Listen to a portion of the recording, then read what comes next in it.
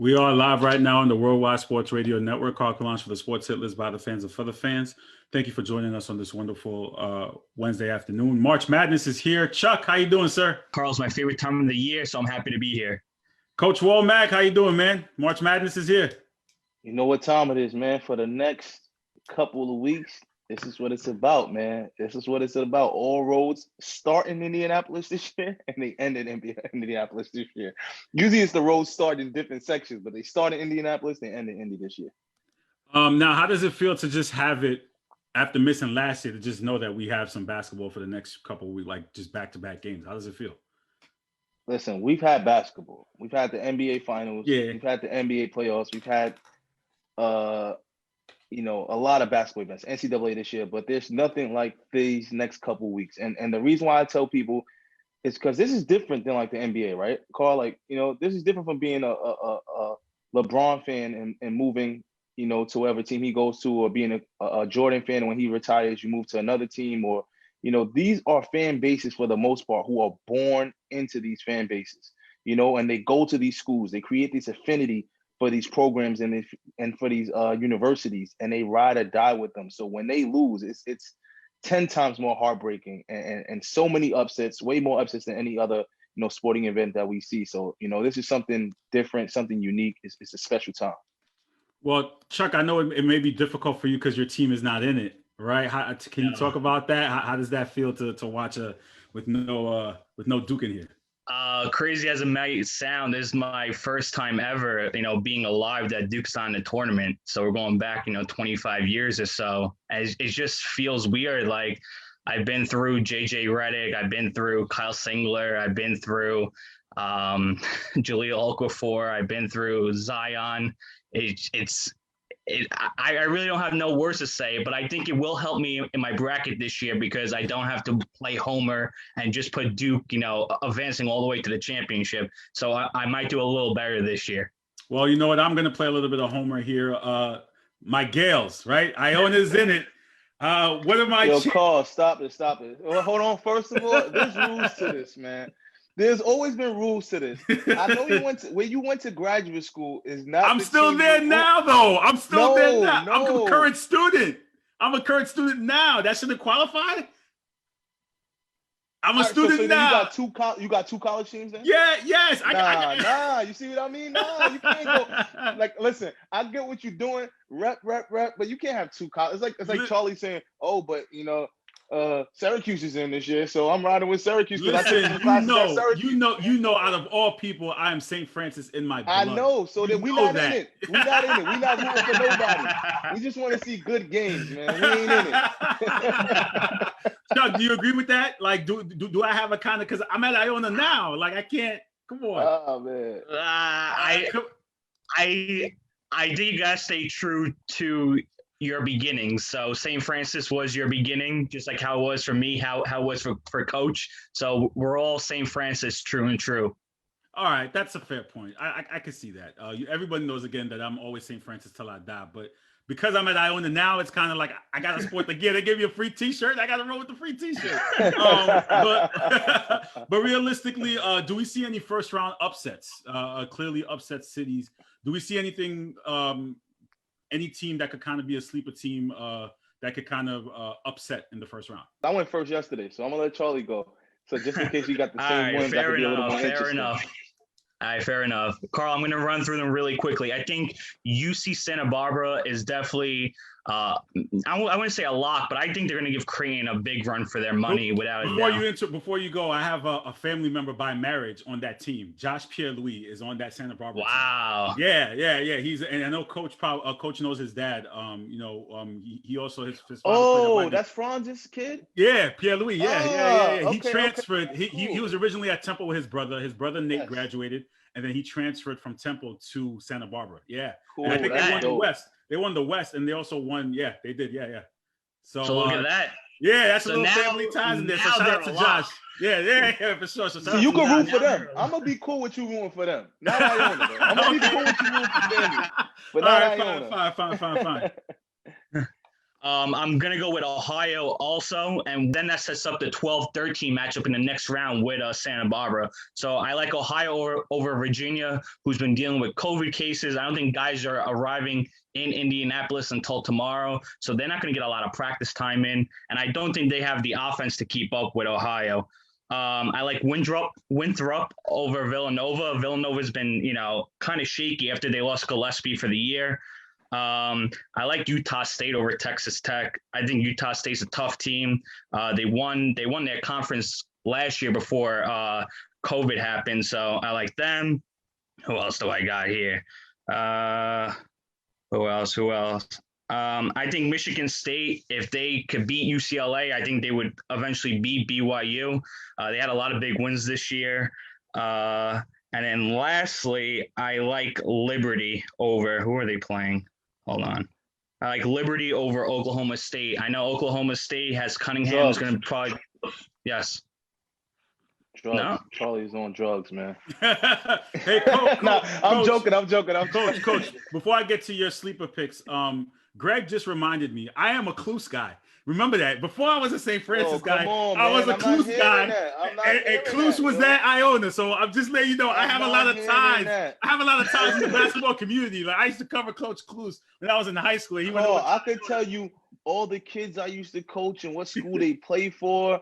And this kid is at this school and he plays for this school now. And I could just get a national championship every year by association. But I can't do that. I can't get a championship every year by association. So I got to ride with one. I pick one team. All right, fair. But being fair, all jokes aside, St. Francis ain't in it.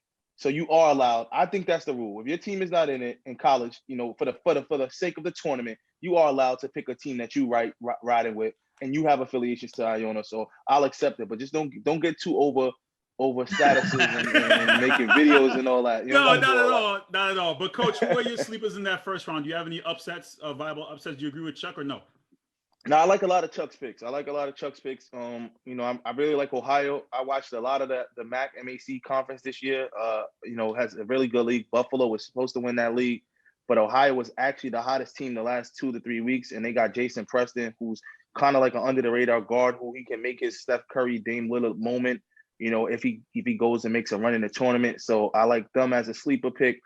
Other sleeper picks, another team that's pretty tough that's in a tough conference is Rutgers. Rutgers plays hard-nosed basketball. They beat some of the better teams in the Big Ten. They lost to some of the better teams in the Big Ten as well.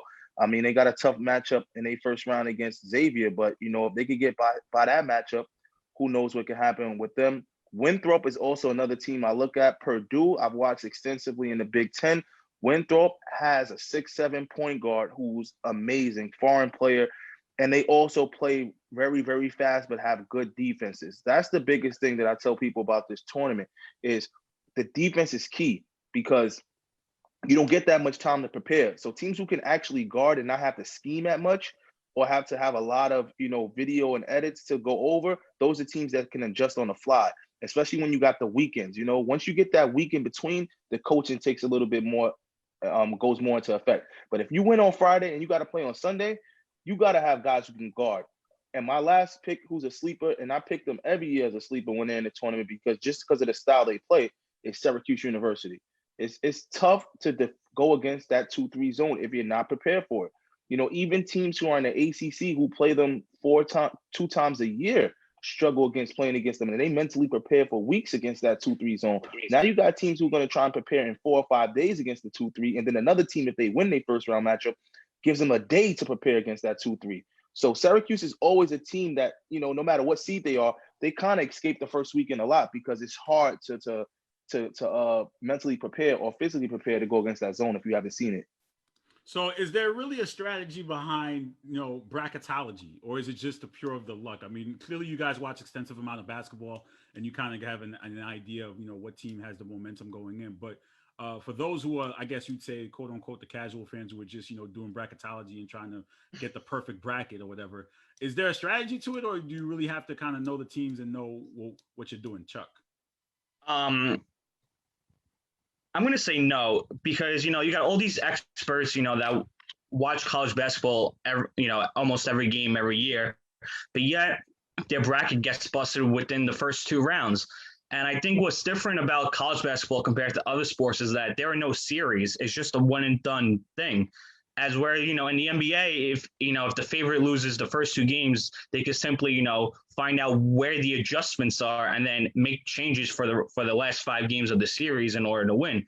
But in college basketball, you don't have that. You just have, if you come out and play your poorest, you're done. You're gonna be going home right after the game. So I think that's why it's so hard to predict. Yeah, it's key to know, what teams do offensively and defensively, like Coach said, with schemes and everything.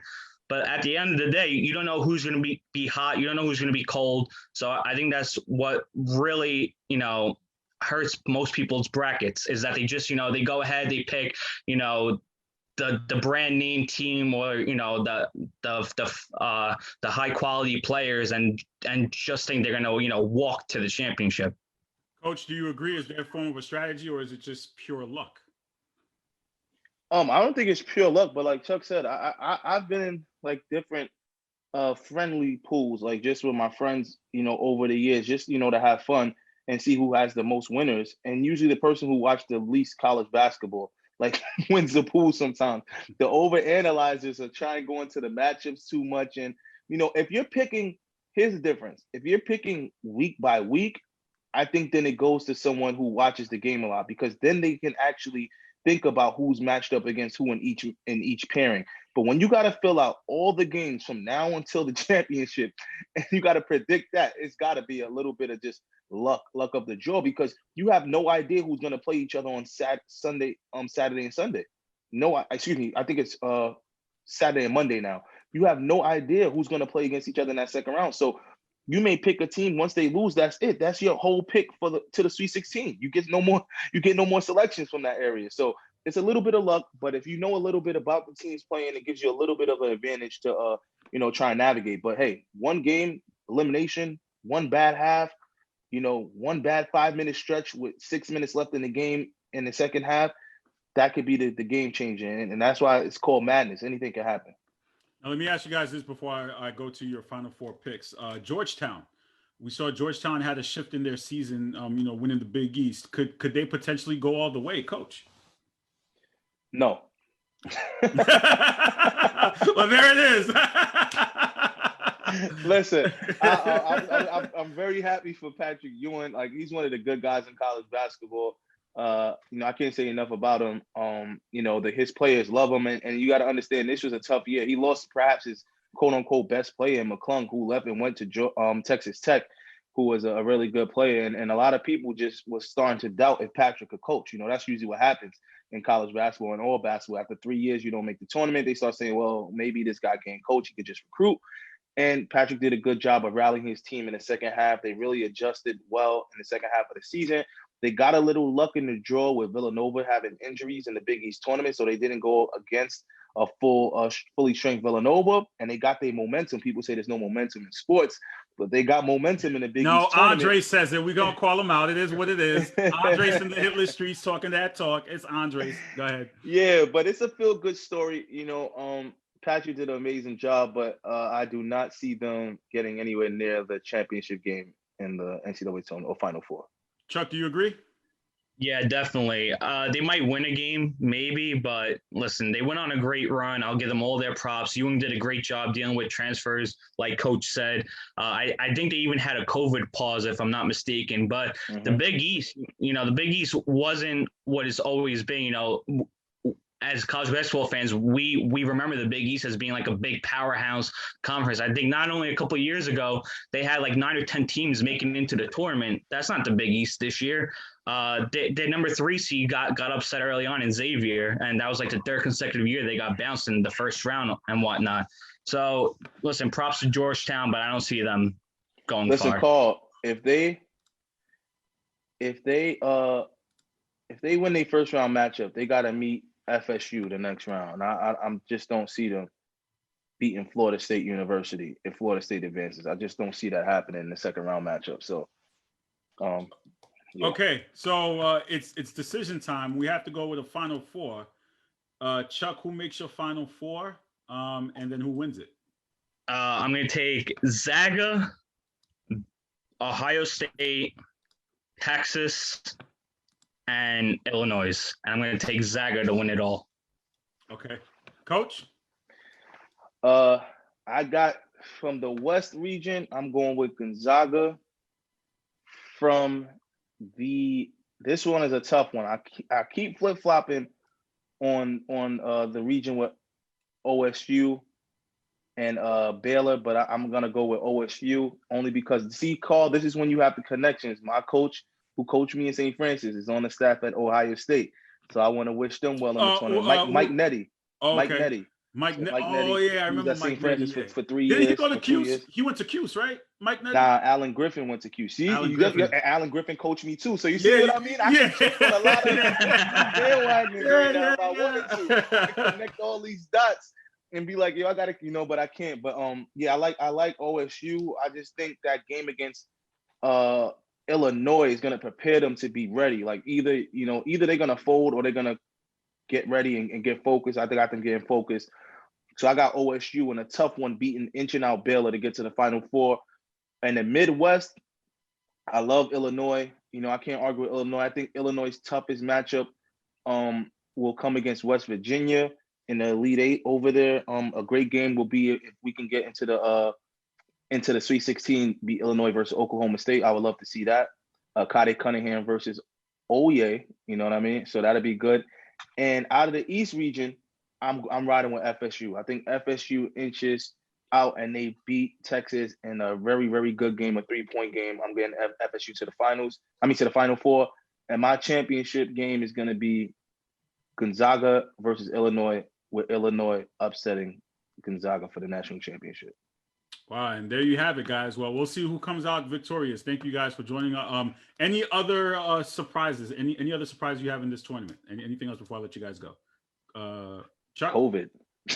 Yeah. Yo, that's what I'm praying for. Like seriously, like this. I laugh, but it's not a game. It's not a joke. Six of the top refs in the NCAA, they get rated just like the NBA refs get rated. So 6 of the top officials, who were probably going to be the officials at the Elite Eight in the Final Four, got sent home because their rooms weren't ready. So when their rooms weren't ready when they checked in, they went to go have a meal at a restaurant. Came back from the restaurant, got tested, and someone tested positive. So due to contact tracing, all 6 referees were sent home. I mean, I was just thinking the other day, like if I was a coach, how committed I have to be because it's my job, but it's so weird thinking you have to be at the Final Four and locked in your room every second that you're not practicing. Like that's what these kids are going through. That's what these coaches are going through. That's what the officials are going through. It takes one person to say, I want to go for a walk. I want to go to Dunkin' Donuts. I want to go to Fridays to come back and maybe have a positive test. So I'm just praying that everyone stays focused and everyone, stays disciplined to get to the end of this tournament. Chuck? Yeah, I definitely agree. I think it would really suck if one kid ruins it for everybody else, and you definitely don't want to see that. You want to see good, tight games. You don't want, a team advancing just because the other team had to drop out because of COVID. Coach, I didn't get a chance to tell you the other day, but I give you props for everything you went through this season. I'm sure, with COVID protocols in each conference, I'm sure it was like living through hell. You can't, I do got certain a things. disclaimer. This year, I wasn't traveling this year. But I wasn't traveling this year. I was in the vice president's office, working in the background, doing other things for the college. Coach is moving up, baby. Coach is moving up. No. But it's not to me, but to a lot of the coaches, they definitely deserve, and the players and the sports training medicine staff and the sports information directors who travel with the teams as well, who had to make a lot of pivots during the year. They deserve a lot because I was on the group text messages. I was on the group emails, seeing in live time these staffs dealing with positive tests, false positive tests, pivots in games, 2-week layoffs, kids not being able to get into the gym, coaches afraid to go be around their families and their wives and their kids because if they got a positive test, it would mess up an entire organization or entire university from playing. So, I mean, to everyone who competed this year in all sports, definitely, Charles, you definitely got to give them a lot of respect out there. Yeah, definitely. Respect to all the coaches in the NCAA and the NBA. We have some news earlier to report. I don't know if everyone heard it, but Sean Bradley from the NBA been paralyzed. He got into an accident, a bike accident, a car accident. So prayers out to him.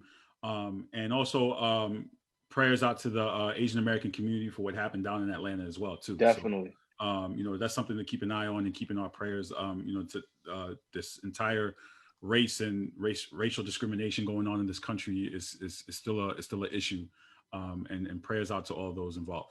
Coach, thank you so much, man. I heard someone told me you may be on the B show tomorrow. So I'll see you there. Man, listen, I got to get my game together because I got to get a better background. I got to get a haircut. I got to get my hair trimmed because when you're on the B show, you cannot go and play around. You got to. I might go get an outfit. I might go get a new outfit. Right now. I just might go get an outfit. I got to be prepared for the Thank you, show. Coach. We'll talk to you soon. And Chuck, you're gonna stick around for some NFL. Today's NFL free agency. So the NFL still getting luck. Yo, get out of here. Man. Here they go. Here go Declan. Here go Trav. The whole NFL crew. Y'all still around, man? Y'all still around? I can't hear him. I can't. Can't hear you, Trav. Trav, we can't hear you, sir. Are you here? That's God. That's God. We got you. Want to hear about the NFL? Yeah. What's going on? What's up, man? I'm gonna let y'all ride. You know what? I'm not gonna lie. Y'all did to college basketball what the NBA did to the NFL. Your guys took over free agency and started wilding, and that's all everybody's been talking about. So I'll give because that's what we do. I told y'all it's not the off season; it's the non-playing season. I know. How many times are you gonna let him say that? I know. All right, much respect, but don't forget, I still beat you and pick 'em. I'm out, people. Why you old stuff, Coach? All right, so we have Mr. Box Office. Declan is here from the Smoke and Mirrors podcast. How you guys doing? Talk some NFL free agency. Before we talk about that, Declan, I don't know, man. I see you in the Hitler streets making some ill-advised comments about how Josh Allen is top 3 quarterback in the league and disrespecting other people. So there's a lot going on with you. What's up with you?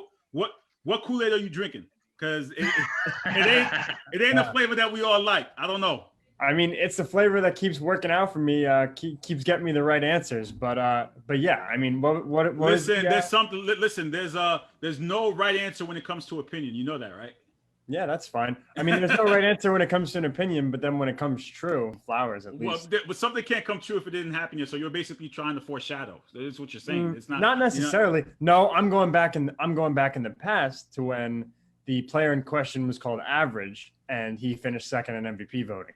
That's what we're going back to. Well, the player that's also in question is a player who won an MVP. He didn't finish second in MVP. Who? He actually has one. Lamar Jackson. I don't think you had him in your top 3 quarterback, right? Is that? And you said Josh Allen. Say again. Top 5. He's not top 5, but yeah, he has an MVP though, right? Yeah. So I mean, is Matt Ryan better than Russell Wilson? No, I'm not talking about Matt Ryan and Russell Wilson. No, you're talking about players with MVP. No, but I'm talking about Lamar Jackson, and I'm talking about Josh Allen right now. That was a valid comeback right there. No, I'm right. No, I'm talking about from Declan, the Matt Ryan and Russell. That was deep. I mean, he's wrong, but that was a valid comeback. I'm not gonna listen. I mean, seriously, let's just break it down for a sec. If you're gonna say we're gonna go on MVP, like in 2016. Was Cam Newton better than Russell Wilson? You have to get your head examined. No way. In that year? The next year after he won. The year in question is not the MVP year itself. It's the year afterwards and then the years following. Like right now, even like Greg Polius, my boy, shout out Smoke and Mirrors, my co-host, my coach, whatever. He didn't mention Lamar Jackson, the guy's better than Josh Allen.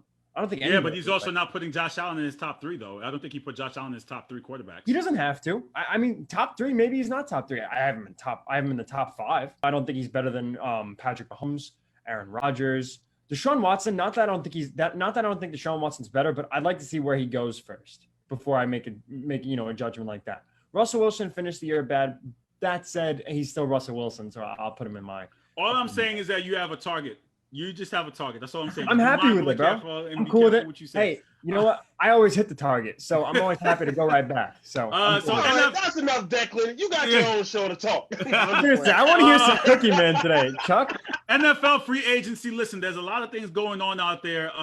Rumor has it that the Patriots got their stimulus package money and they're just spending it and they're getting all this. But I wanted to ask my guys here, all the moves that the Patriots are making, given the fact that their division is a lot tougher now, are they making the right moves in order to contend, or are they just going to come up empty? Travis? I mean, like you said, man, Bill got his stimmy out here. He going wild out here. But I think they are making from the outside looking, it looks like, wow, the Patriots are big spenders. But if you look at some of the signings outside of the two tight ends, John O. Smith and Hunter Henry, and maybe Matthew Judon, a lot of the other signings are kind of those secondary signings. I mean, they didn't give a lot of money out to Nelson Aguilar. They didn't give a lot of money out to Bourne from San Francisco, but they're bringing in pieces that they need. We all know that not just last year, but even when Tom Brady's last year there, that offense had no weapons. It was looking real suspect out there. So what do? They go out here. They got the two best tight ends in free agency, and John Smith and Hunter Henry. They're gonna try and recreate that Gronk and Aaron Hernandez, offense they have running there. Then you get Nelson Aguilar on the outside, who's a burner. I mean, he gonna drop some balls here and there, but he gonna still stretch the defense right there. So now you bring back Cam, second year in the offense. We all know Cam I've always had mixed feelings about Cam. He has up and down seasons, in my opinion, but hopefully his second season in that offense with a full off season to fully get the playbook down, get familiar with the new weapons he got in there. Hopefully this will be a bounce back year for him right there. But I think the Patriots Bill said, I gave y'all 1 year. You know what I mean? He took a little break. You know what I mean? He said, all right, I'll let y'all go have y'all little fun. But then he saw Brady go out there and win a Super Bowl. He said, all right, that's enough of that. I got to come back and take the throne back. I mean, the divisions are going to be a lot tougher this year. Declan's guy out there, Josh Allen, he looked like he's not – I don't see a regression coming right there. The Dolphins, they look like they're on the up and coming. The Jets are making some funny moves. I mean, they're not the big spenders in the division we thought they were going to be. I mean, they made some decent moves, but who would have thought that the Bills would be the Patriots would be the team in the NFC East out there spending AFC East spending all the money out there. There's also this rumor that Russell Wilson, the Chicago Bears are bidding to try to get Russell Wilson, and we also just saw the Bears sign Andy Dalton. So it's kind of like, all right, so what's going on there? Chuck, what are your thoughts on what the Bears are trying to do here? Well, I think the Bears are smart by trying to get Wilson, but if the guy's not available, then there's nothing you could really do. Apparently, they offered them a trade package, and Seattle said no. I don't think Seattle is going to move Wilson because they don't have a first rounder next year. So if they don't get a quarterback at least back in the deal, then you're looking at, a 3-13 season because their backup quarterback is who is their backup? Geno Smith. So I don't think they're going to move Wilson this offseason. And by next offseason, they're probably just going to let him finish out his contract. So I don't think Seattle moves him. I think Chicago should turn around and go after Watson, without a doubt. But it all comes down to would Watson want to play for the Bears? He has a no trade clause, so he holds all the cards in that matter. It's the same. Go ahead, Travis. It's the same situation even if they went after Watson. They don't have the ammunition to make a legitimate trade. You don't have a young quarterback to send back. I believe they made the playoffs last year, so they're picking in the 20s. So you don't have the ammunition to give another team so they can sit here and say, oh, we're going to draft a quarterback. I mean, Carl, you mentioned it in the chat a couple days ago, and I told you, Seattle's not pulling the trigger on this. I just don't see it. Yeah, they're going to listen to the offers, but when push comes to shove, they not dumb. They're not about to pull this trigger. They shot the Bears down, too. Yeah, it's dead at this point. That's why the Bears went out and signed Andy Dalton because Seattle wasn't trying to send him Russell Wilson. Declan, what's going on with the Giants, man?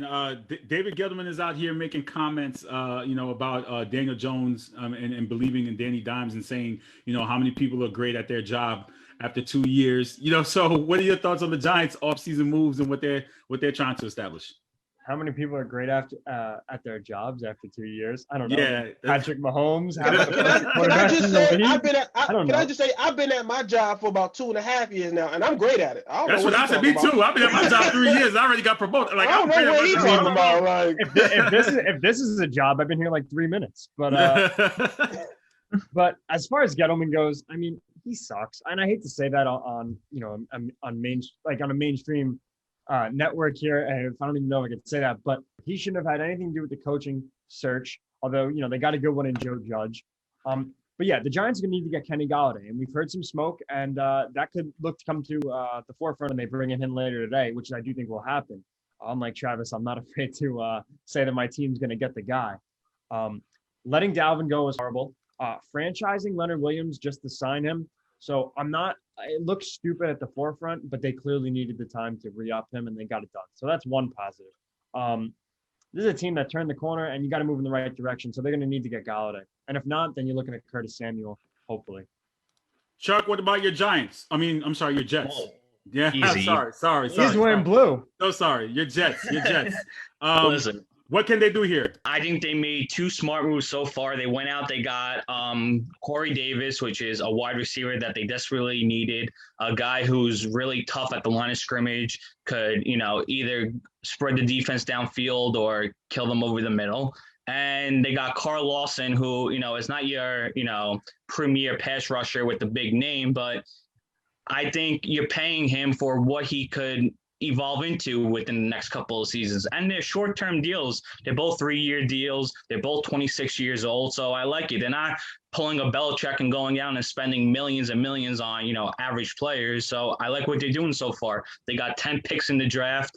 They're probably going to be in on Watson too to upgrade at quarterback. They could trade Darnold for another pick. So I like where they're at so far in their offseason. Travis, Bro, did you hear that Patriots hating Chuck voice? Come on now. Chuck, it ain't tricking if you got it.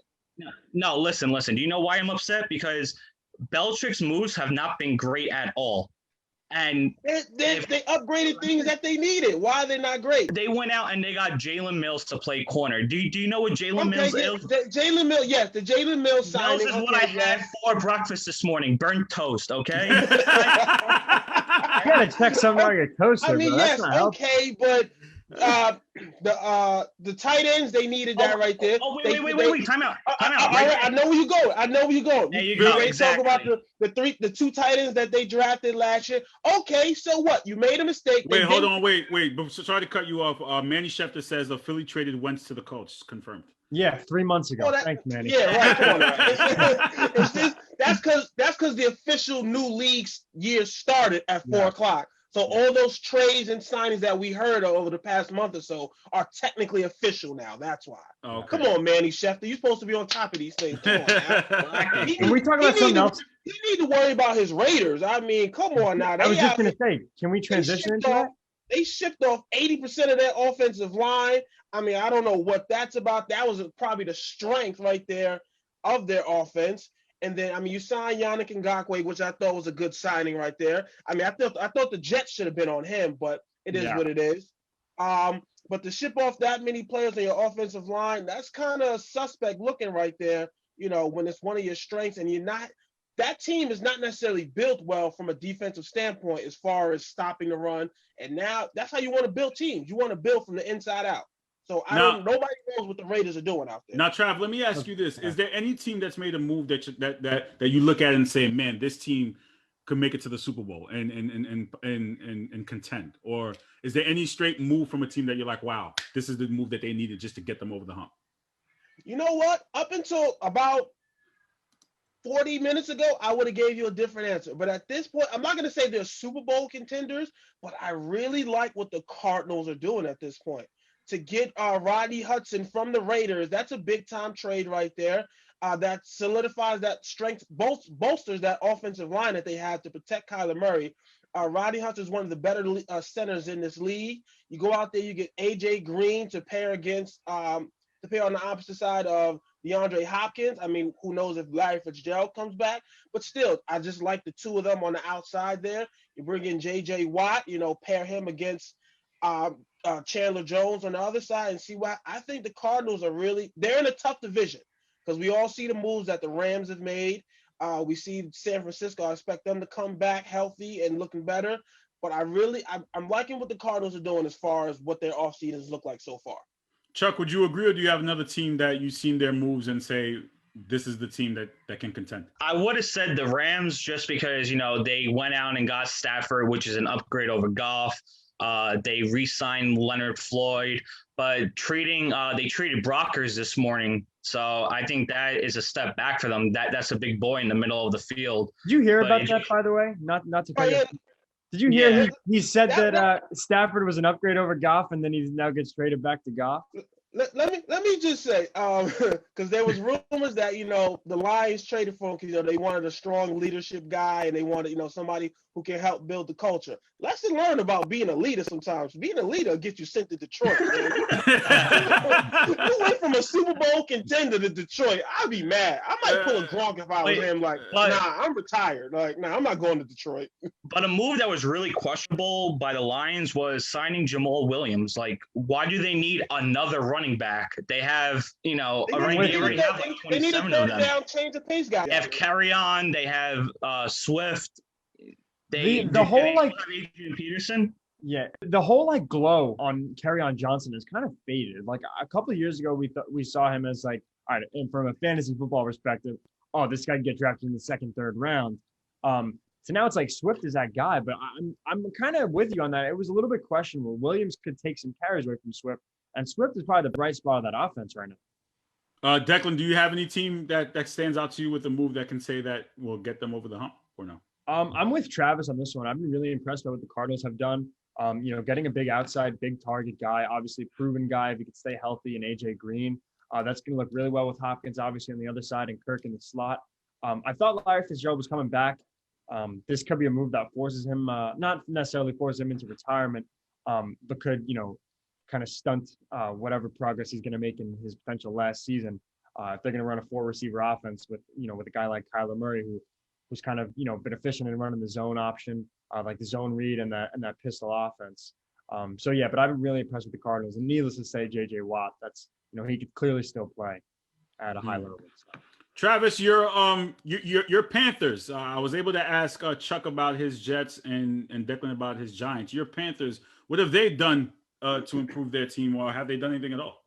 I mean, I haven't seen any big signings for us so far. I mean, we're probably going to lose Curtis Samuels to whoever he signs with, which I'm pretty okay with. I mean, he's a decent, third option in our offense. I think they might still be holding out hope for that Deshaun Watson trade. We'll see what happens. Who knows? I mean, at this point, with the signing of Tyrod Taylor, I think the Texans are ready to kind of sit this one out and call his bluff and see if Deshaun is really ready to sit out and lose some money. But I mean, I think we're kind of quiet in free agency this year. I think they're going with a build through the draft concept, which is, it's nothing wrong with that. So I'm okay with what we haven't done right now.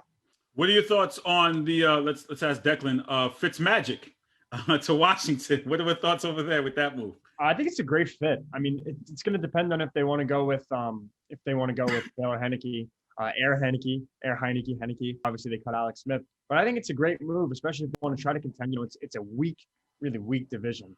Even with Dak back, so they're going to try to get to the playoffs with whoever they got, and their X factor wild card is going to be their quarterback position. So I thought it was a great move. Chuck, what do you think of that move? I like it because it brings a little bit of stability to the position for them, because all they really have is Heineke, like Declan said, and it doesn't force them to take a quarterback at 19. They could wait and hope that, maybe Jones or Trask or somebody else, falls to them in the second round. And they were the division winners last year, so they're trying to, strike while the iron's hot. And I like it because Ryan Fitzpatrick is not, your typical wow, hey, we got Fitzpatrick, we're going to go, to the Super Bowl. But for right now, it brings stability to the position. The only time someone's picked Fitzpatrick to go to the Super Bowl was when Greg Polius said that in 2015 that they would play the Seahawks. Listen, you mentioned it. Fitzpatrick was on the team and he said that? He did, yeah, but he also had the caveat if he said if he didn't have any turnovers or something like that. That's what he said. Oh, wow. He also didn't have any playoff appearances. Yeah. I mean, also, we got to give a shout out to the defending champs, man. The Bucks, they've seemed to keep they've kept a lot of those players, trying to bring the band back together. And it's impressive because they had a lot of key free agents. And I guess the Tom Brady effect is in full, full. Bringing the band back people ready to take a little bit of a discount, to keep the band together and keep this thing running. And that's good on their part. And finally, this is kind of old news, but it's new to us since we didn't really cover it. Drew Brees and his legacy. Where does he fit in NFL glory? in terms of what he was able to accomplish in his career, Chuck? I think he gets in first ballot. I mean, I don't think it's clock, but I would assume he would get in first ballot. And he really helped, the city of New Orleans, especially right after Katrina. He gave that city a Super Bowl. He's done so much for the community, and he was, New Orleans. So shout out to him. Great career. Yeah, he struggled early on with injuries and everything, and I was just happy to see that he found the right place, the right system, got paired up with Sean Payton, and they did their thing. Towards the end, he fell short numerous times, which kind of stinks, but he left a legacy down in New Orleans. Declan, what are your thoughts on Drew Brees' career and where he ranks among the greats? Yeah, I mean, congrats to Drew Brees. I'm going to have to disagree with Chuck. I think he is about as surefire of a lock for the Hall of Fame as possible. This is a guy who a lot of people have him in their top 5. I think that's a little bit much. I have him in my top 10 as to where he ranks all time. Drew Brees, that is. 2018, he had the year where they went to the NFC Championship game. And I know Carl likes to say there's, no ifs and sports only facts. But just let me finish this quick, Carl. The pass interference call. I mean, come on. That was literally putting them in the Super Bowl. So, again, you'll never know. You'll never know. If we sit here, we play the if game. We will Carl, never know. We will never know. That's why Drew Brees seems to know since he made a freaking commercial with the Untuck It guy about it. At least someone made the right call. So maybe Drew Brees knows. Yeah, but like Chuck said, the monumental impact he had on the city of New Orleans, the heart of Mardi Gras. After Hurricane Katrina, it's something that will never show up in the box score or in the score sheet. So shout out to Drew Brees, and yeah, he had a great career. Trav, where does his legacy rank? I know in the hit list streets we have some Drew Brees haters, and we're always questioning his legacy. Some Drew Brees flip floppers also. So where objectively speaking, if you can, where do we put his legacy? I mean, I guess during his era, he was playing with Tom Brady, Peyton Manning, Aaron Rodgers. He was in that kind of era. So where do we put Drew Brees? Declan, you said you have him in your top 10, not top 5. I do. I don't want to put him in my top 5. I think I'm not taking away from Drew Brees with the dome or anything like that. It's not that. I just think guys like, Peyton Manning, Tom Brady, Aaron Rodgers, and this is in no particular order for my top 5, by the way, or my top 10 rather. And I'll agree. Ray Jarvis just said Drew Brees is top 10 all time. That's where I have him. I got Montana better, Unitas. So he's in your top 10. So he's in my top 10, 100%. Chuck, top 10? Travis City's coming back, by the way. Yeah, definitely top 10, but I don't think he's in like the top 5 of the top 10. I think he's more towards like 10. Yeah, I would have him around. Well, I would have to sit down and like go through like quarterbacks throughout history, but he's definitely in the top 10. I would. Oh, he's not better than Dan Marino, even though he's got a ring. I mean, that might be questionable. People will definitely disagree with that, but that's just my take on it. I would put him around 7 or 8. That's Ray Jarvis is saying. Shout out to Ray Jarvis in the Gray Area. He's saying he's the greatest home quarterback of all time. That's true. They also played in the dome, and that's not taking anything away from them. But no, why did you have to say that? Yeah, because we have to. Oh hold on. Hold on. Oh. Greatest home quarterback of all time. Yeah, I mean that's not a knock on him. That like, can we explain kind of why? That air raid. Go ahead, because everyone's gonna say, I can hear people saying context. Go ahead, please. I gave you the context. He's the greatest. Not that he's short. He's 6 feet tall, but he is, I would say, the greatest vertically challenged to an extent quarterback of all time. I'm not gonna say he's the greatest shortest, but 6 feet tall for a quarterback. Yeah, average height is like 6'2" to 6'4". Did you see Manny's comment? Manny said you just shitted on him. Stop it. I think he said shifted. He said shifted. Listen, Declan, you can't fault him for playing in New Orleans. I'm not faulting him. No, I'm not faulting him. I'm just saying why he's the greatest home quarterback of all time. Is that like such a problem? In the dome. I mean, you can't fault him for that. He's playing in a dorm. He's in college. No, right. That's not his fault. Well, again, why'd you have to even say that though? It's not. Well, no, we're saying he's the greatest home quarterback of all time. He didn't play in Green Bay. He didn't play in New England. He didn't play in Pittsburgh. It's not even a knock on him. But if we're gonna say why he's the greatest home quarterback of all time, you know how much of an advantage it is to throw in a controlled weather environment? Come on, guys. It's not a knock. It's reality. Here comes Travis. Travis is coming back. Travis, I was in the middle of asking you a Drew Brees question. Maybe they cut you off because they know you're going to take up a lot of time here. Can you hear me, Trav? Yes, sir. I'm back. Okay. So Drew Brees' legacy. While you were away, Declan, Ray Jarvis. Oh, I heard. I was sitting here listening. Oh, I heard.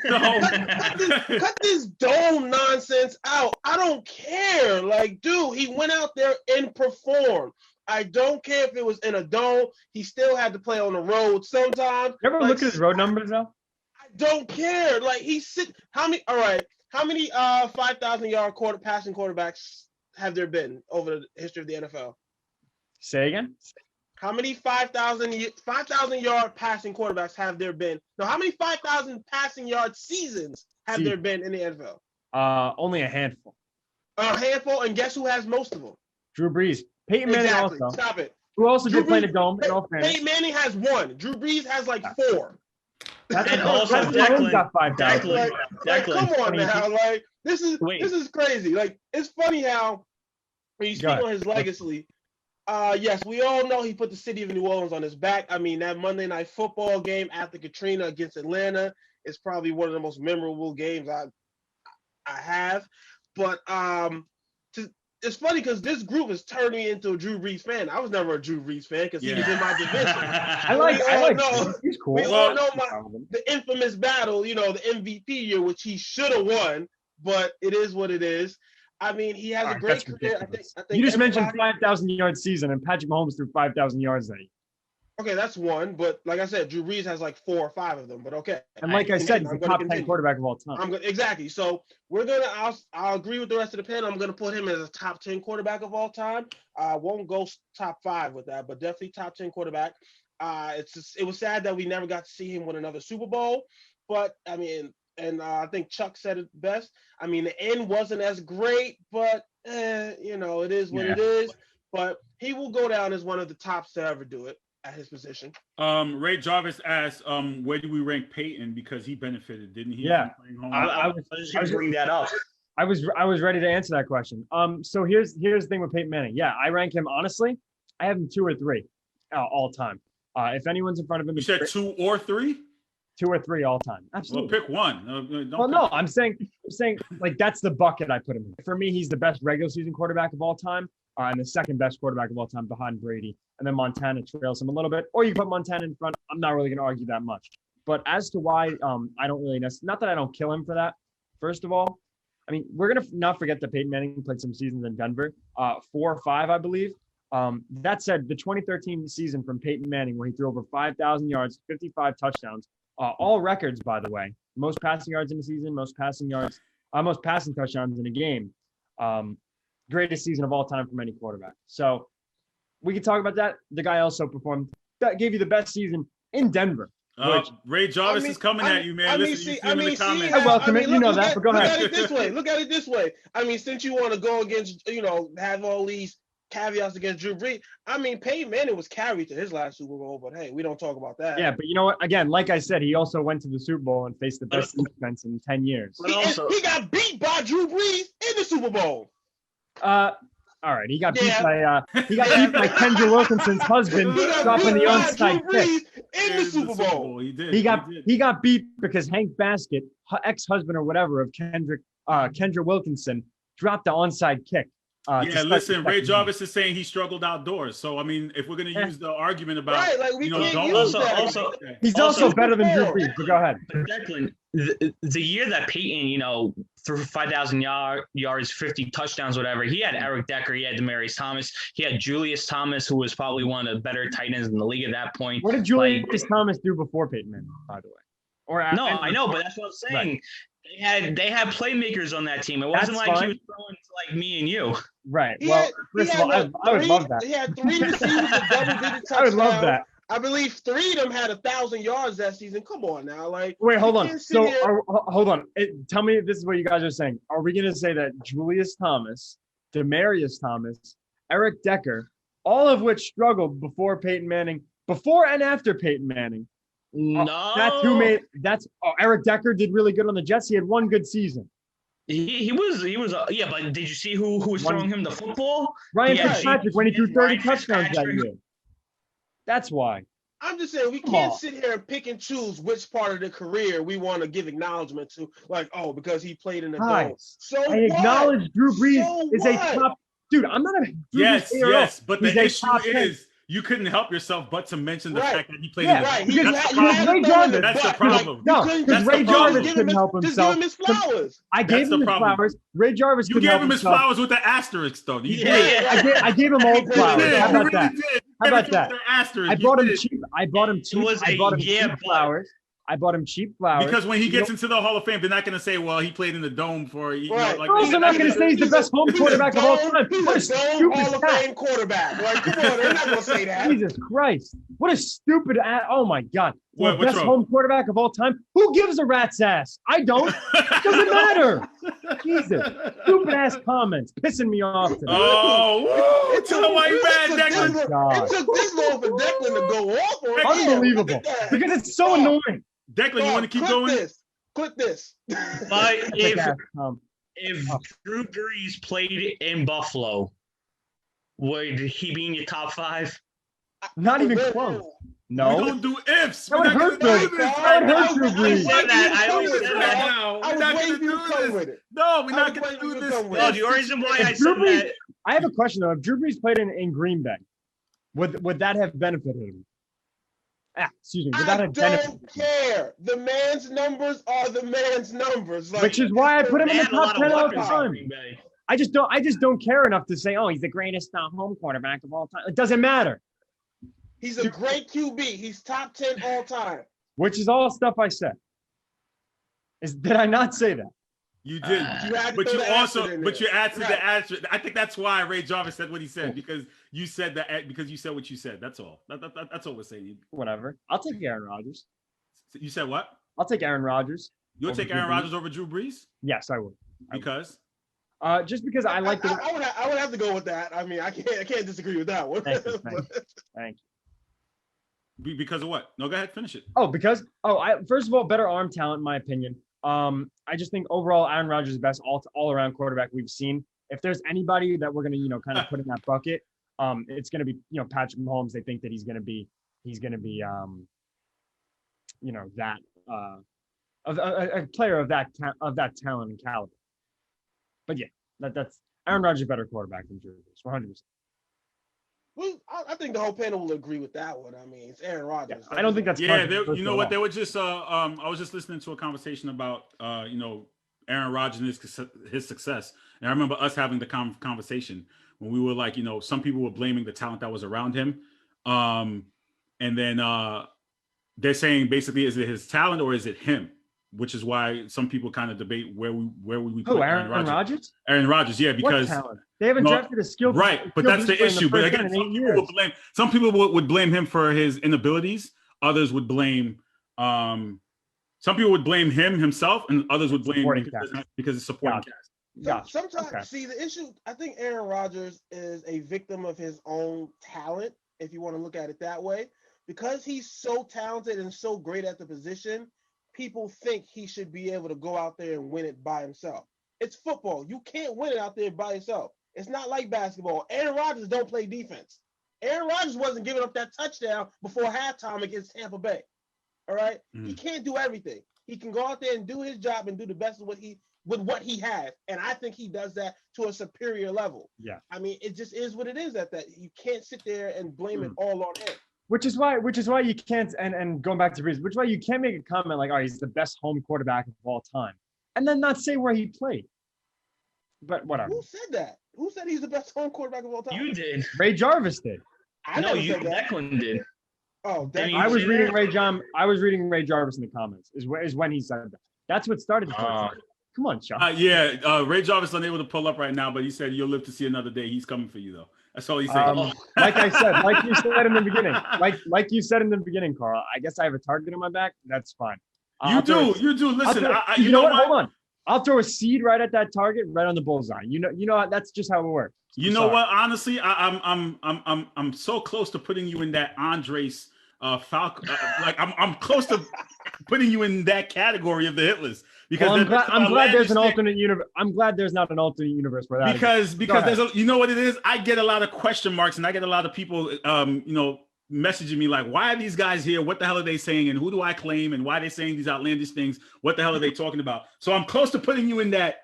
And I don't want to put you there, Declan. Why is who here? Say it again. I'm saying anytime you or anytime Andres or anybody else says something outlandish, me as the CEO, I get questioned. Why are they here? And you want to do a favor?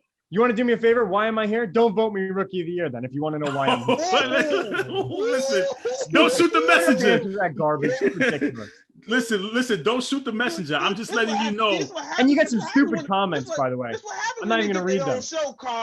I know. They get a little spicy. They get a little spicy over here. They do. They really do. They really do. Listen, I'm just letting you know what I get. Like, I'm the one who gets most of it. When someone says something outlandish, I have to hear about it. So I'm just letting you know what I hear. That's all. Well, just take it as a respectfully, in the words of Mike. Look at Skip Bayless. He just made $8 million a year saying dumb things. It's okay. Yeah. The thing is, whenever people say, first of all, whenever people say something's dumb that I say, it comes true. So I don't care. Like I said, in the words of Mike Tomlin, like what? We do not care. Like what? When I said Josh Allen was an MVP candidate midway through the year, and I was told he was average. Okay. What else? Yeah, I got smoked. That's one. What else? Yeah. I mean, that's one. When the Steelers, I said they were overrated, and you apologized to me after the playoffs. Okay, that's two. All right, there you go. That's it. I'll give you that for now. We'll see about. I've been here 2 minutes. We'll see about Daniel Jones. I mean, like I said, it's a big year for him regardless. We're not giving you Daniel Jones. Don't give me Daniel Jones. I'm not giving me Daniel Jones, so don't worry. You got the GM out here talking about, he had 2 years and he's not that good at his job yet. It's okay. Yeah. Listen, all I'm saying is that Declan, you're a marked man. I don't know if you want to go as the most annoying for this year and go back to back and winning awards from Rookie of the Year to most annoying, but just be careful in the Hitler streets. That's all I'm saying. Like I said, if I was anywhere close to that, maybe I'd feel some, but I don't care. I'm sorry. It doesn't mean anything. Like, not that it doesn't mean anything. Obviously, like every time we go on the show, the fans, like my new show, right? Greg and Steph and I, the fans make the show. So I love it. Wait, what did you say about Daniel Jones now? I see the people talk about No, I said I'm not giving myself Daniel Jones. That was a bad point. But year 3 will be the deciding factor. And I see Manny very upset in the comments. I'd be pretty upset too if my team just let go of all my linemen and I'm going to win 4 games next year with Derek Carr. They did re-sign Richie Incognito, so we can. Yeah, because he's a big difference maker.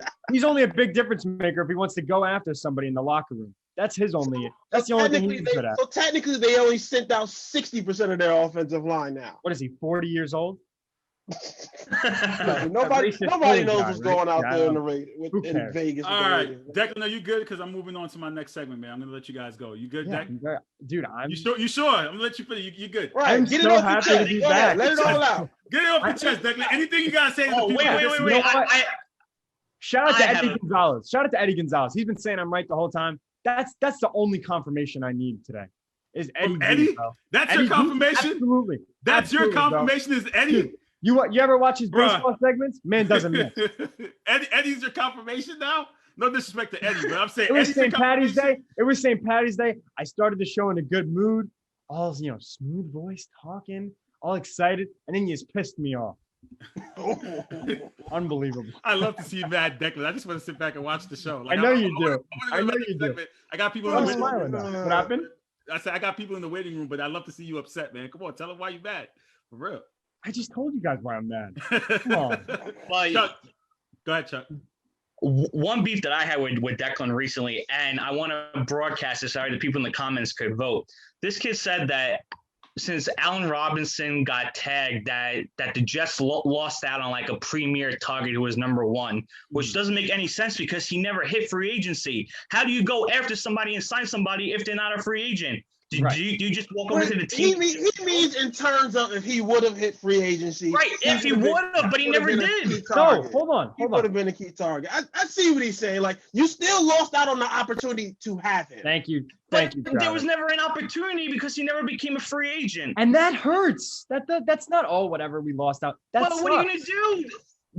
Nothing. Carl, this is what New York football has come to. We have Jets and Giants fans arguing about losing out on players for their bad team. Like, this is what it's come to. But how do you lose out on somebody that never got You can't talk about beating good teams. You talk about losing out on players. It's okay, guys. Yeah, but Chuck, though, in all seriousness, like, did you want Allen Robinson on this team?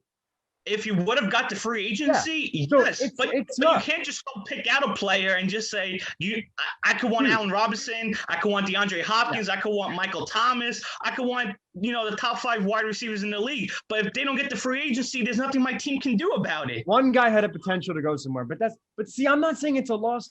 I'm not saying that the Jets got screwed. They did it to themselves. Sometimes it's not. What happened? I just told you they didn't do it to themselves.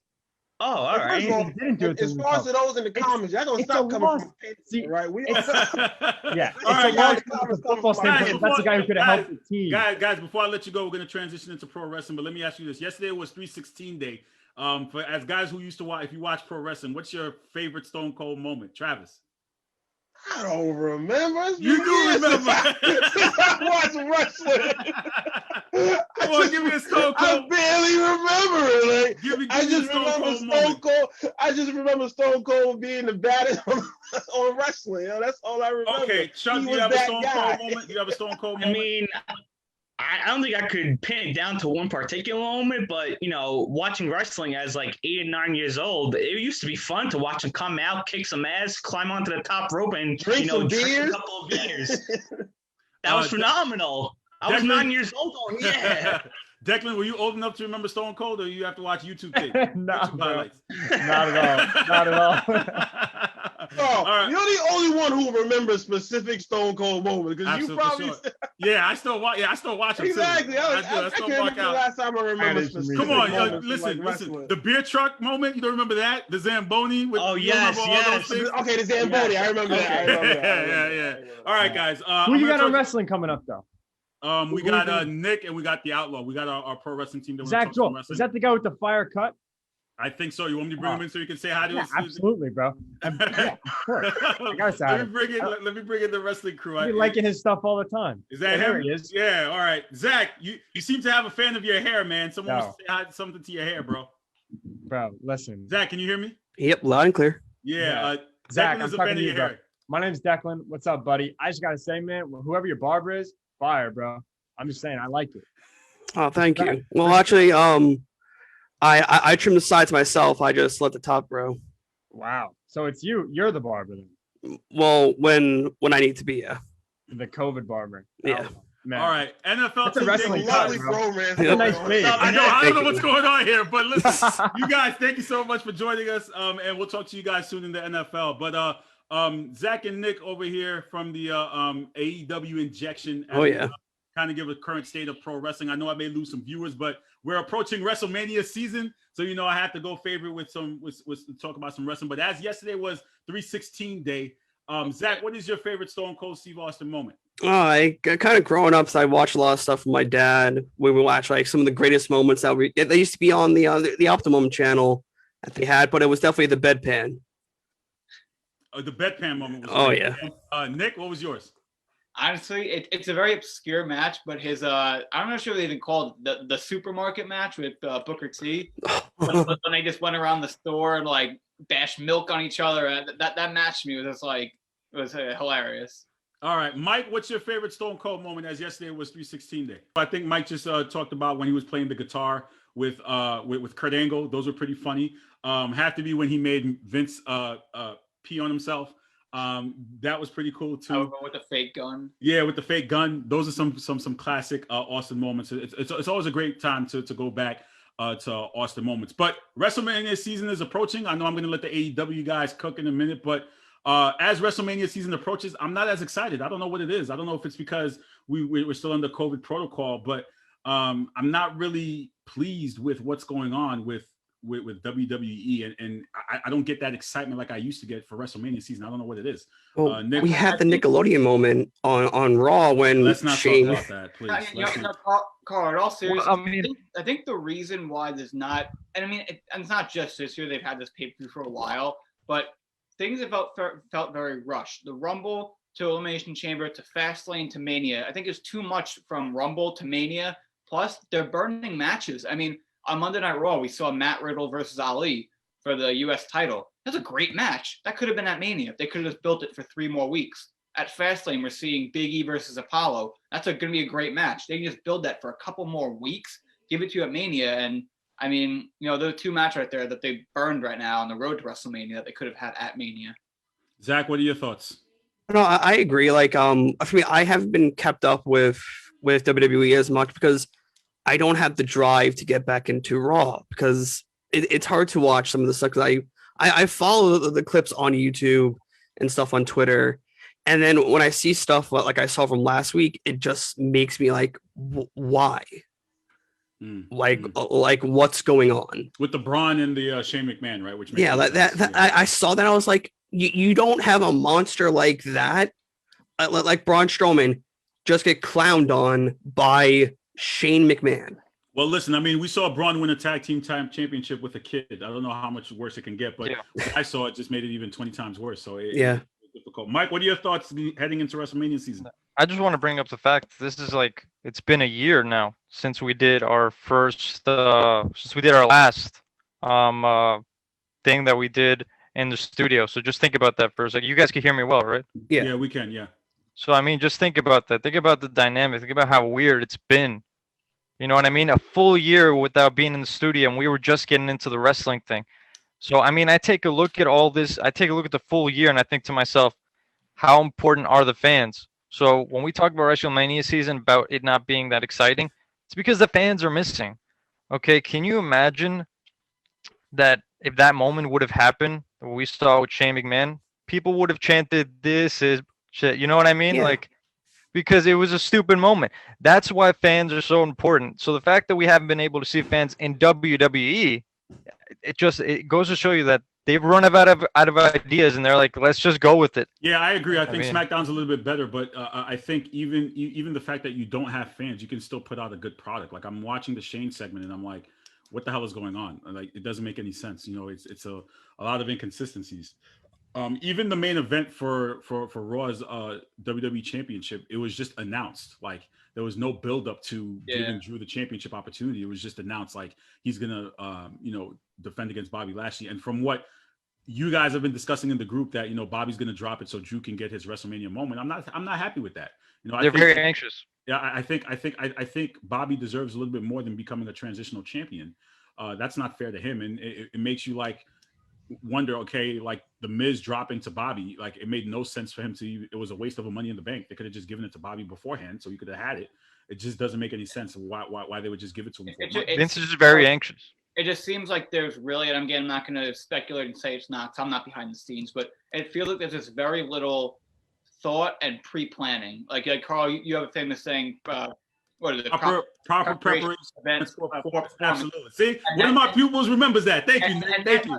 You never said that my first year. I said it to everybody. Everybody knows that. I always say. I mean, I've had like 3 classes with you. You never said that when you your first year. Always. When it was your first year at Southern Community College, you never said that once to any of us. Always, Nick. Go ahead, Nick. I always say that. Go ahead. And I'm saying, and that is almost truer than ever, because I feel like they're just not preparing these storylines and preparing for. I feel like they get through 1 week and they sit back and be like, phew, okay, good. We got through this week. What are we doing next week? There's no, I mean, again, I'm not going to say it's not, but to me, it feels like there's no long-term, plans for Bobby, for Drew, for, any of these guys. Yeah. And even now I'm hearing the rumors there may be a triple threat match for the Universal Championship at WrestleMania. I'm all for that. Yeah. Same. I mean, I kind of like the storyline, but it just makes it intriguing to know the one-on-one match, Either way, I think Edge versus Daniel Bryan would be great, or Edge versus Roman would be great too. But, what are we going to do? Zach, I know you made a comment the other day, which kind of ruffled my feathers about, comparing a certain group to the Four Horsemen. And I was okay. What was this? Oh, I want to hear this. Okay. Has to do with AEW, right? In a way, because if you have the backing from Tully Blanchard and more or less from Arn Anderson himself, you can kind of like put them in there. If they're not going to be called the Four Horsemen, call them kind of what like me and Nick talked about in our private chats. Call them like what, the Stallions, the Pinnacle. Yeah, or even the Pinnacle. But that's the name. That's their name is the Pinnacle. But let me say this though, and I know you guys hate Jim Cornette. All right, we're gonna go back to this. How did we shift the conversation? We don't care about. No. Talk about him here. Shut up, Mike. Shut up, Mike. We don't talk about him here. Back to the main topic. Back to the main topic. No. Yeah, no. Back to the main topic. One of the main topics. And the reason as to why I agree with Carl that that's not called the Four Horsemen is I'll say this: Sean Spears, what is what are his credentials? What If you've been like he doesn't. following AEW for a while, he went away because him and Tully Blanchard, who used to be together, had a falling out because Tully said, "If you're not going to pay attention or put the work in, then why am I going to try and help you?" So Spears went away for a little bit and came back now with Tully. And I mean, Zach, Carl, do you agree with me on that? But I have to disagree. Wait, what did you say? I'm not sure what you said, Mike. What did you say? Okay, so we got MJF, we got FTR, but then Sean Spears, like really, like that's a Four Horsemen. Listen. That's not my issue with Zach's comment and saying that they're comparing them to the Four Horsemen is just like maybe it's a little bit too early and we're being prisoners of the moment. Yeah, I'm not saying that they don't have the potential for it, but there have been a lot of groups that have come before the Four Horsemen. Now I will keep track of them to see their trajectory, but keep in mind, some casual fans do know who the Four Horsemen are. Now would you be able to present this group to a casual? Would they know who they are? That's where the true question lies. I think if you, like I said, if you present them, if you tell somebody, hey, on this new wrestling promotion, Arn Anderson and Tully Blanchard, not Arn Anderson, Tully Blanchard is, he has this new group he's showing, and people will be like, I remember that name. Maybe I'll check it out.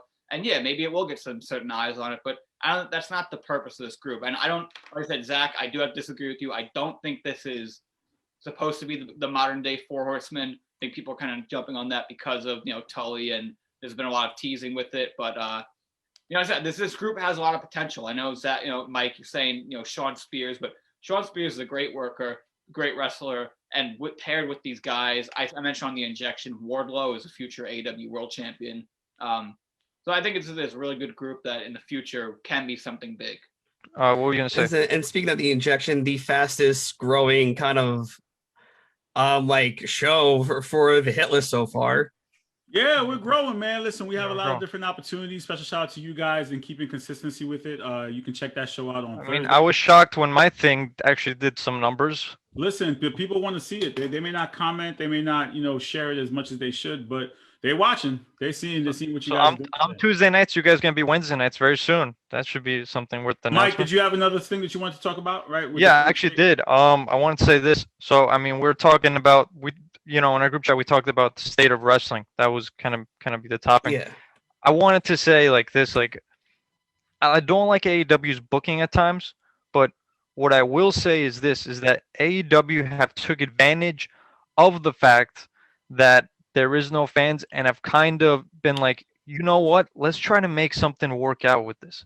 Okay, fine. Let's sign new guys. Let's try a loophole. We have a huge arena right here. Why don't we bring in 1,000 fans? You know what I mean? So they've done well without fans. And I'll give it to AEW. They really have done well without fans. I don't see why WWE can't do the same, or any other promotion for that matter. But I will give AEW for doing that. And that says a lot about the company.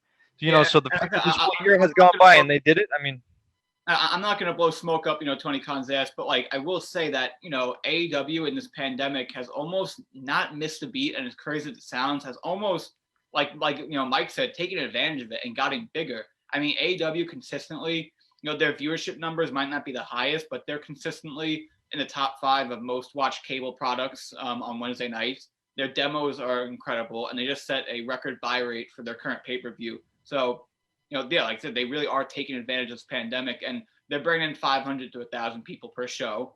They are signing new guys. So, yeah, this did not slow them down. And, yeah, I really hope that WWE does, try and figure out a way to bring some fans in, even bring in, 500 people a show. It's something that can be done and should be done, because fans are the most important thing in wrestling. Yeah, I'm surprised they haven't yet. Given the fact that certain states are open at full capacity, and even in the NBA and some other sports, we've seen some fans there. I'm surprised the WWE, I guess for WrestleMania they're doing it, but I'm surprised they haven't gone to it early. They don't want to take the risk. That's the issue. What if some of the people get infected? Down in NXT, they have fans. They have fans every week. They had a tiny. Yeah, but NXT recently just got hit with a few cases. And that's another thing. Like it's COVID has affected everything of wrestling. And the question I really have to ask you guys, right, because I brought this topic, what's going to happen when fans return? Is it going to be straight away? It's going to be accountability. That's going to be the biggest thing, because now, like you said, if you bring fans back and you have Shane McMahon dumping slime on Braun Strowman, you're going to have that instant reaction of, we don't like this. And you're going to get the chance. You're going to get the boring chance. And like I said, now they're going to be like, okay, now people are back. We really have to make sure we're presenting them with something that's going to send them home happy and not make them feel like they wasted their time, because then they're not going to come back next week. And that's the big thing, is that these shows, they're going to have to run from a single location every week. So you want to make sure that you put on a good enough product where fans are going to want to come back next week and the following week. Any other issues? Yeah, go ahead. The current state, because we pretty much cover WrestleMania season's coming up. We got Fastlane, AEW. Oh no, but Carl, I had a question. It's just a quick question. If you and the Outlaw could just answer it, what's going to happen when fans return, especially with WWE? What are they going to do? The booking will get better. I think right now they're just running off of fumes right now. I don't know. I mean, if fans are supposed to come back after WrestleMania season, my thing is that's usually the worst season in WWE is after WrestleMania. You know, so this is the time. This is their peak time to shine. I don't see anything that they could possibly do that's going to shine post WrestleMania. It's just going to be the same. Like if right now when WrestleMania season and the content is dull, what makes me believe that when they bring fans back is going to be any better? I don't know. I'm losing faith here, and that's just me being honest. Let's just hope things, get back to normal. I mean, it seems impossible, but let's just hope. Sure looks bright though. At this point, positive minds and hope for the best. Any other issues we need to bring to the current state of affairs, guys? Not that I can think of. Nick? The Speak Out movement is definitely that happened throughout this past year, which is something big. A lot of wrestlers now are affected by that, which what does that say about the wrestling business? Is that now, you know what? We're going to take advantage of the fact that we have this and let's do it. Listen, it's been a rough year, but I will say, shout out to AEW for keeping the numbers up. I will say that whole Shaq bump was probably one of the best highlights for me just watching that. I thought that was pretty great.